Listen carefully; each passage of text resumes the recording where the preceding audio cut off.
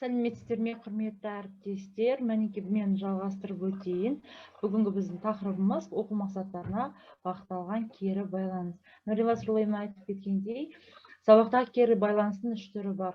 Мен өзім де бастауыш сыныптар болғандықтан, мен осы көңіл күй эмоциялық жағдайды анықтауға арналған кері байланыс жүргіземін, және сабақтағы іс-әрекетке кері байланыс жүргіземін. Кері байланыс жасау оқушының оқуын жақсарту үшін қажет нәрсе. Сондықтан әр сабағымда өтетін сабақ бойынша оқушылардың не үйренгенін, оған қалай қол жеткізгені, нені дамыту қажет екендігі, қандай сұрағы бар екен іс-әрекет арқылы үйретемін. Енді мысалы оқушыларға тапсырма берсем, көліктің дауыстарын естіп, қай көліктің түрі екенін анықтаңдар деп. Мен оны бас бармақ кері байланыс арқылы оқушылар маған көрсетеді. Көбінесе мен сабақтарым барлығы зуммен өтетін болғандықтан, олар осылай саусақтарымен, бас бармақтарымен көрсетіп отырады. Тағы да екінші тапсырма, мысалы жедел жәрдем қандай түстер болады дегенде, бұл бастауыш сыныптар, бірінші сыныптар болғандықтан, оларға ең қол жетімді кері байланыс іс-әрекетпен көрсету. Мысалы, қол шапалақтау. Егер оқушы дұрыс жауап берсе, қол шапалақтап, оның жақсы жауап бергенін білдіреді. Және де тағы да бағдаршам әдісі, әрине сіздер ол әдісті жақсы білесіздер. Тағы да айта кетейін, менің сыныптарым бірінші сынып болған себебі, мен осы бағдаршам әдісі арқылы осылай кері байланыс жүргізіп отырамын. Және де екінші, бесінші сыныптарға SMS хабарлама деген кері байланыс бар. Мысалы, мен тапсырма берсем, оқушылар орындаған тапсырмасын осылай қызықты етіп маған салып, түсіріп, жіберіп отырады. Және де тағы да блоб ағашында пайдаланамыз кері байланысты. Оқушыларға тапсырма берілген кезде, оқушылар әрбір сұраққа дұрыс жауап беретін болса, олар әрбір жоғары сатыға көтеріліп отырады. Тағы да өзімнің әріптестерім сияқты WhatsApp желісі арқылы, күнделік, кизет арқылы және онлайн мектеп арқылы да кері байланыс жүргізіп отырамын. Смайликтер арқылы, сөзбен жазып, жақсы, жарайсың, керемет деген кері байланыс жүргізіп отырамын. Кері байланыс өзі куә болған оқиғаға немесе басқалардың әрекетіне айтылған пікір. Назарларыңызға рахмет. Сау болыңыздар. Сау болыңыздар.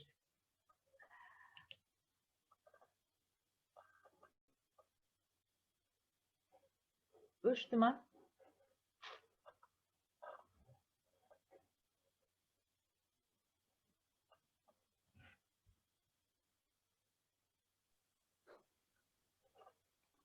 Қайырлы күн, құрметті әріптестер. Енді мен әріптестерімді ары қарай жалғастырамын. Оқу материалының мазмұнына сәйкес берілетін кері байланыс.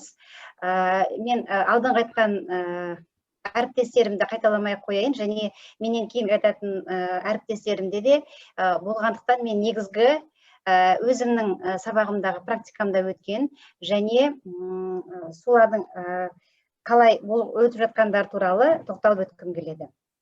Жалпы, кері байланыс бұл кері байланыста өзін-өзі бағалауда адамның өзін-өзі жүйелеп, ісін ретке келтіру құралы болып табылады, және ол ең маңызды болып табылады.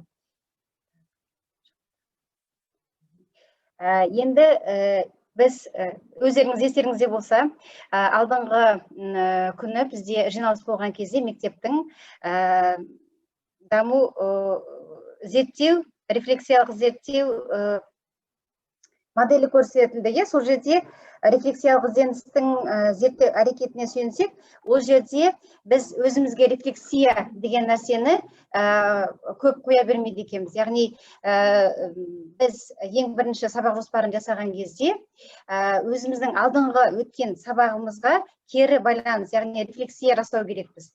сол рефлексияда өз мақсатымызға жеттік пе, және ол мақсатқа жетуде қандай біздің әрекетіміз, қандай әдіс тәсілдеріміз жүзеге асты және тиімді болды, және қайсысын біз тағы да ары қарай жетілдіру керекпіз деген сияқты сұрақ біз өзімізде тұру керек. Бұл егер сіздер көңіл аударған болсаңыздар, әрбір сабақ жоспарынан кейінгі ең төменгі жағында қосымша ақпарат ретінде бізге беріледі.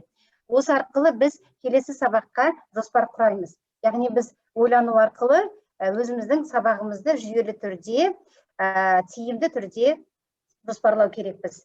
Енді кіріспе бөлімінде біз міндетті түрде тапсырмасынан тексеруде кері байланысты бастаймыз. Бұл жердегі кері байланыстың өзінің оң жағы мен теріс жақтары бар, оны бәріміз білеміз. Және бұл жердегі енді оң жақтары әрине біз балаларды сөйлеуге, өзінің ойын жеткізуге жетелесек, ал оның теріс жағы, мысалы бір оқушы сөйлеп жатқан кезде келесі оқушы оға қызықсыз болып кетеді екен, және ол егер ұзақ сөйлеп кеткен болса, ол баланың басқа балаларға зейінінің шашырап кетуіне әсер етеді екен. Сондықтан да мен өзімнің сабағымда 20 секунд деген техниканы қолданып көрдім, қолданып бастадым. Бұл өте жақсы техника екен, сіздерге кеңес беремін. Бұл жердегі 20 минут техникасы, кез келген біз әдебиетті оқитын болсақ, ол жерде жазылған не, балалар біз сұрақ қойған кезде бірден жауап алуға асықпау керек екенбіз. Балалар өзінің ойын жинақтап алып, сосын беру керек. Сондықтан 20 секунд техникасы, яғни балалар өз ойын 20 секундтың ішінде жинақтап алады да, ішіндегі ең тез, жылдам реакциясы, жылдам оқушылар, шамамен бір 4-6 оқушы екен, мен өзім зерттеп жүргізіп көрсем, 4-6 оқушы бірден жауап береді. Ал қалғандары зейін шашырап кетпес үшін қалған оқушыларға да, әсіресе орта буындағы және жоғары сынып оқушыларына сол алдыңғы сабақтағы жеткен мақсаттар мен келесі сабаққа қоятын мақсаттарды екеуін біріктіру үшін өздерінің жеке сөздерді немесе жеке ойларын қысқа ғана сөйлеммен беруді ұсынып жүрмін, және ол оқушылар үшін өте пайдалы болды. Балалар бір-бірімен жарысып, осы ең бірінші басында кішкене аз ғана оқушылар жауап берсе, қазір барған сайын оқушылар тез жауап беруге, берілген сұраққа тез жауап беруге тырысып жатыр. Бұл мына 20 секунд бойынша. Енді кез келген кері байланыс жасаған кезде біз балаларды мадақтап отыру керекпіз, бірақ тек қана мадақтап көтермелеп отыру балаларға бір жалған нәрсе жасауға жетелейді екен. Сондықтан да міндетті түрде мадақ жүргізіп, мадақтағаннан кейін сын міндетті түрде айту керек екен, және соңында тағы да мадақтаумен аяқтау керек екенбіз. Бұл балалардың мотивациясының жоғалып кетпеуіне әсер етеді екен. Сіздердің алдарыңызда көргендей, біз міндетті түрде мен жасаған кезде осы ұстанымды жүргізіп отырамын. Келесі, мына жағдайда бұл оқушылардың WhatsApp желісі арқылы екі жағдайда жасаймын. Мысалы, кейбір оқушылар онлайн мектептегі видеоконференцияға кіре алмай жатады. Мен көбінесе видеоконференциямен өтуге тырысамын, және егер видеоконференцияға кіре алмаған оқушылар болса, мен WhatsApp желісімен екеуін қатар жүріп отырамын. Сол кезде балаларға, конференцияда отырған балаларға да, WhatsAppта отырған балаларға да бірдей мәлімет беріліп отырады, және екі жақта бірдей кері байланыс жүріп отырады. Сол кезде мына шеңберді бояу арқылы кері байланыс жасау. Яғни балалар өзінің түсінгендерін, немесе сұрақтар бар болған болса, немесе өздеріне қойған бағаларды осы шеңберлерді бояу арқылы маған кері байланыс жасап отырады. Бұл да балалардың бір-бірінен жарысып оқуына өз пайдасын тигізеді екен. Және тағы да бір менде сәтті жүретін кері байланыс, сол 3Q әдісі. Балалар оны қорытынды жасаған кезде, яғни сабақтың соңында 3Q әдісі арқылы қызық, қажет, қиын, кейде қызық, құнды және қиын деген 3 сұраққа жауап беру арқылы балалар өздерінің сол күнгі алған тақырыптарына өздеріне жауап береді. Жалпы кез келген кері байланыс ол шығармашылық, өзін өзі белсендіру, белсенді етуге, өзін өзін бекітуге және өздерінің қажеттіліктерін өтеуге жұмыс жасайды екен. Сондықтан да барлық кез келген кері байланысты тиімді жүргізсе өз нәтижесін береді деп айтамын. Жалпы назар көп тыңдағандарыңызға рахмет. Менің айтарым осы.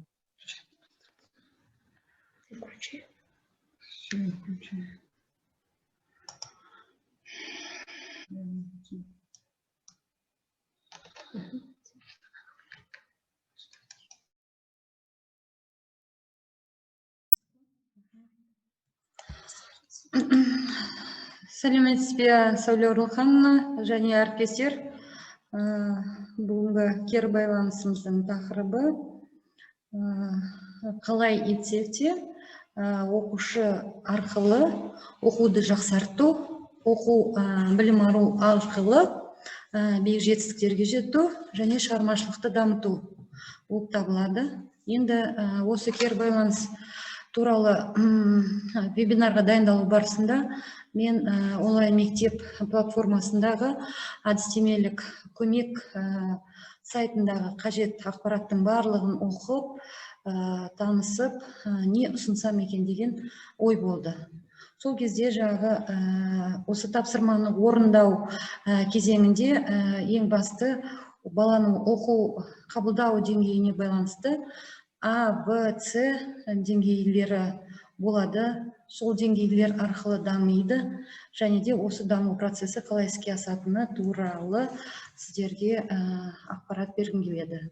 Өздеріңіз білесіздер, А деңгейін дамыту барысында онлайн мектепте ТЖБ 90-дық бақылау жұмысы кезіндегі 5-ші тапсырмада мындай ресми стильдің тілдік ерекшеліктері мен талаптарын дұрыс қолдана отырып хат жазу деген жоғарғы деңгейдегі тапсырма берілді. Осы тапсырма барысында 5-ші сынып оқушысының жіберген онлайн мектеп платформасындағы ТЖБ жұмысы. Осы жұмыстың нәтижесінде мен оқушыға кері байланыс бердім. Кері байланыс беру арқылы бұл бірінші слайдқа қайтадан барайық. Бірінші слайдта оқушы өзінің алған білімін жоғары терминдер мен ұғымдар қатыстыра отырып, өзінің терең түсінгенін көрсетіп, қиын тапсырмаларды орындайды және білімін әртүрлі дереккөздерден алынған білімді жинақтай алатындығын ескере отырып, алайда бұл жерде баланың шығармашылық қабілетінің жоғарғы өрісіне жете отырып, оның жағы ресми стильдің ерекшеліктерін ұмытқандығын, яғни хат жазу бөлімінің үшіншісі орынды бөлімді жазбай кеткендігін ескертіп, кері байланыс бердім. Бұл кері байланысты жағы сөз орамдарын ұмытқандығын және де үшінші бөлімде жағы қоштасу сөздерінің айтылмай еткендігі туралы берілдім. Келесі және де осы жұмыс барысында өзіңізге белгілі WhatsApp желісіндегі жағы балалардың А және В деңгей, яғни жоғары және де орта деңгейдегі сауалдардың кері байланыста тиімділігі болатындығын ескертіп айтып кеткім келеді. Мысалға,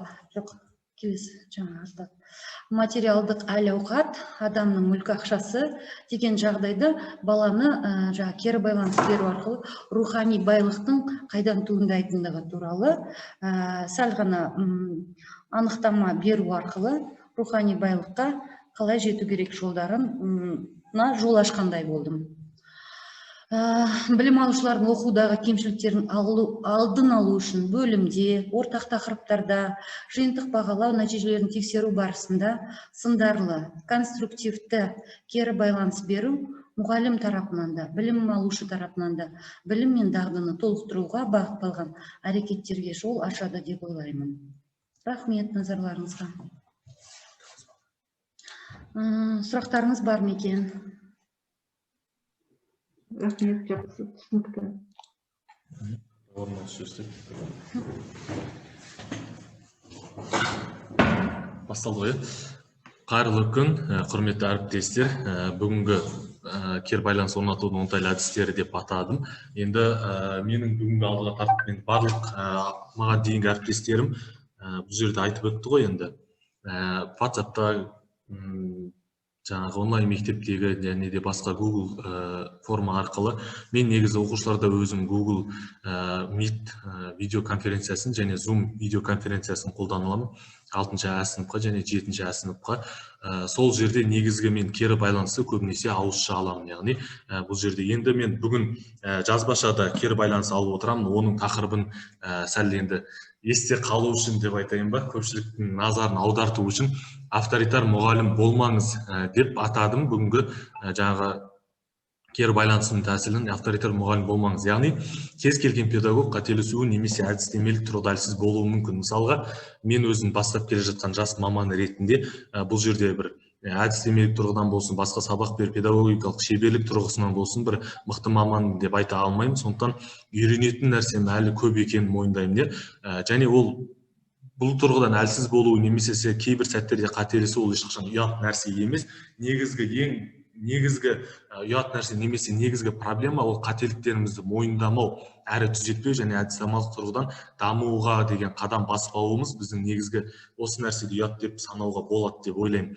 Енді біз педагогикалық тұрғыдан, әдістемелік тұрғыдан қалай дамимыз, оны айналамыздағы педагогтардан үйрене аламыз, және де кей сәттерде бір қызығы, бір оқушылардан да түрлі идеялар пайда болады. Тем более біздің енді мектеп гимназияның оқушыларынан көптеген идеяларды алуға болады. Яғни сіз 40 минут сабақтың, біз айтамыз ғой, енді мысалы қоңырау мен үшін немесе сабақ жағы біздің иелігімізде секілді айтамыз, бірақ біз бұл сабақтың 40 минуттың басшысы емеспіз, бұл біз 40 минуттың ұйымдастырушымыз. Яғни авторитар мұғалім болмаңыз деген тақырыбының мәні осыда еді. Яғни біз ол 40 минуттың ұйымдастырушымыз. Демек, алдымызда отырған жасөспірімнің былай айтқан кезде өмірінің 40 минутын алып отырмыз. Соны босқа кетірмей, тиімді ұйымдастыра алу біздің негізгі жетістігіміз деп ойлаймын. Және де мен енді бұл жердегі оқушылардан біз қалай кері байланыс ала аламыз? Бүгінгі сабақ қалай өтті деген сұрақтар қойып, немесе бүгінгі сабақты жақсырақ түсіну үшін не жетіспеді деп ойлайсың? Яғни мұғалімнің тарапынан не жетіспеді? Егер сен менің орнымда мұғалім болсаң, сабақты түсінікті әрі қызықты өту үшін не істер едің деген сұрақ. Оқушылардың кейбір сәтте осыған өте бір қиялы жүйрік екенін білеміз. Түрлі қызықты идеялар айтады. Сосын бүгінгі сабақ барысында қай платформа, қай әдіс ұнады. Мен өзім жаңа атап өткенімдей, тұрақты түрде Zoom мен Google Meet-та сабақ өтемін, Kahoot арқылы ойын ойнап отырамын оқушылармен. Енді осылайша кері байланысты әр сабақ сайын немесе әр апта сайын. Енді әр сабақ сайын кей сәтте бұл күрделі болып кетуі мүмкін. Ең жақсысы бір әр апта сайын немесе әр 90 сайын кері байланыс дәл осы сұрақтармен. Яғни сіз күн сайын тапсырмаларыңыздан кері байланыс әлбетте алып отырасыз, бірақ дәл осы сұрақтар арқылы кері байланыс алып отырған жөн деп ойлаймын. Өз біліктілігіңізді арттыруда, кемшіліктеріңізді байқауда жақсы көмектеседі. Мен жаңа атап өткендей, енді мына жерге скриндар қосуға болар еді, бірақ мен көбінесе бұл кері байланыстарды Zoom арқылы, Google Meet арқылы алатын болғандықтан енді ол жерден алып келе алмадым нақты дәлелдерді. Жалпы айтайын деген, бүгінгі вебинарға айтайын деген негізгі мәселем осы. Баршаңызға рахмет. Сұрақтарыңыз болса, дайынмын.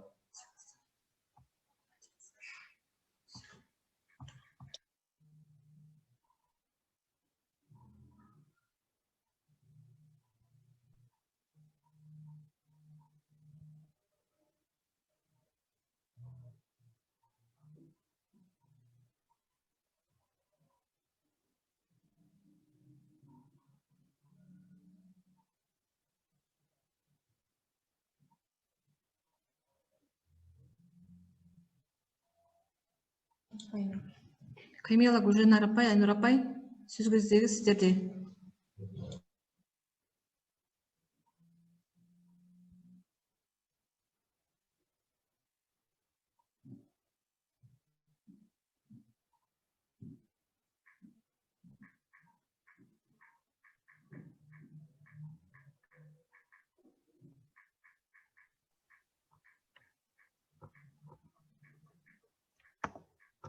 сәлеметсіздер ме? Естіліп тұрмыз ба?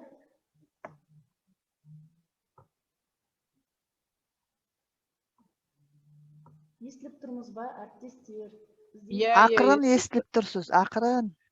Слайдымыз көрініп тұр ма? Көрініп тұр. Көрініп тұр. Қазір біз мектепте отырмыз, бірақ интернет осылай жұмыс істеп отыр, кешіріңіздер. Қаттырақ сөйлеңіздер, қыздар. Қаттырақ сөйлемесеңіз, даусыңыз әрең естіліп.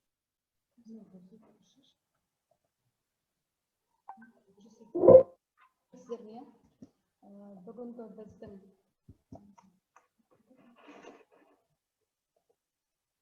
сабақ барысындағы тиімді кері байланыстар. Оқушыларға, жалпы кері байланыстар оқушыларға өз күші мен осал жерлерін, өз оқуын жақсартуға көмек береді.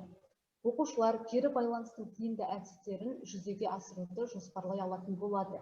Оқыту мен оқудағы жаңа әдістер арқылы табысты оқытуға қол жеткізеді. Кері байланыс мұғалімнің тәжірибесін және оқушының білім деңгейін жоғары дәрежеге көтереді. Енді біздің естіліп тұр ма, әріптестер? Әріптестер естіліп тұр ма сіздерге? Иә, естіліп тұр. Ақырын, бірақ естіліп тұр. Айта беріңіз. Раққам отыр, тыңдамаса қатты естілмейді. Сабақ барысындағы тиімді кері байланыстар біз қолданатын аудио және видео арқылы, аудио хабарлама арқылы дауысты хабарлама жібереді оқушылар.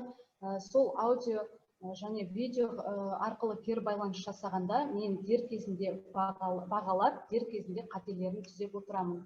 Сонымен қатар, әріптестерім айтқандай, жетістік баспалдағы 2 жұлдыз 1 тілек, 3-2-1 әдістерінде пайдаланып отырамын.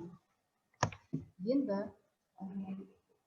келесі соның ішінде мен біреуіне тоқталып өтейін. Zoom платформасы арқылы сабақ өткен кезде алма ағаш атты кері байланысты алдым.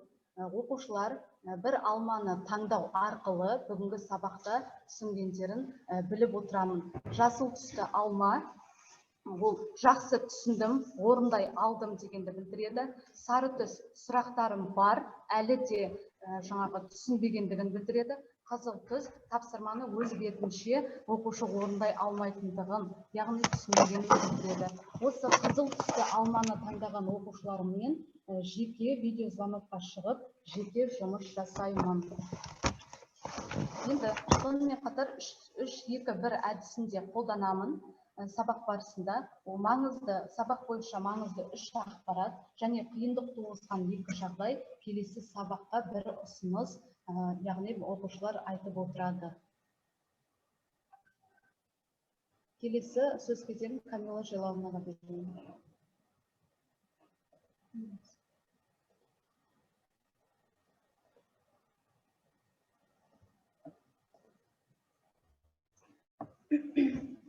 Құрметті әріптестер, менің даусым естіліп тұр ма сіздерге? Мен де осы жоғарыда айтып кеткен әріптестеріммен қатар, мен де түрлі әдіс тәсілдерді кері байланыстарды қолданамын. Оның ішінде жиі қолданатын кері байланысым ол кемпір-қосақ әдісі. Бұл жерде кемпір-қосақ әдісінде балалар өз ойларын жетік, не түсінгенін, не түсінбегенін маған жеткізіп отырады.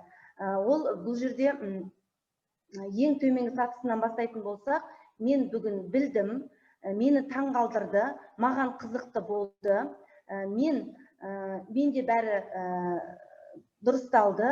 Сары түске келетін болсақ, бұл өзінің егерде сары түсті белгілейтін болса, бұл маған қиын. Екінші тоқсары түсі мен білдім, және де ең жоғарғысы мен бәрін түсінемін дегенді білдіреді. Енді осы кері байланыстардың ішінде көбінде алатыным 2 жұлдыз 1 тілек әдісін көп қолданамын. Бұл жерде балалар өзіне сабақта алған 2 маңызды болған ақпараттарын айта біледі. Екінші, одан кейін 1 тілек осы сабаққа ұсыныстарын айта алады. Одан кейін бұл жерде Zoom платформасымен өткен сабақтарымды көрсеттім. Бұл жерде жаңағы кері байланыстарымды WhatsApp желісімен де жібергендерін айта аламын. Бұл кері байланыс мұғалім үшін баланың сабақты түсінген, түсінбегенін анық нақты білу үшін керек деп білемін. Енді келесі сөз кезегін Айнұра апайға беремін.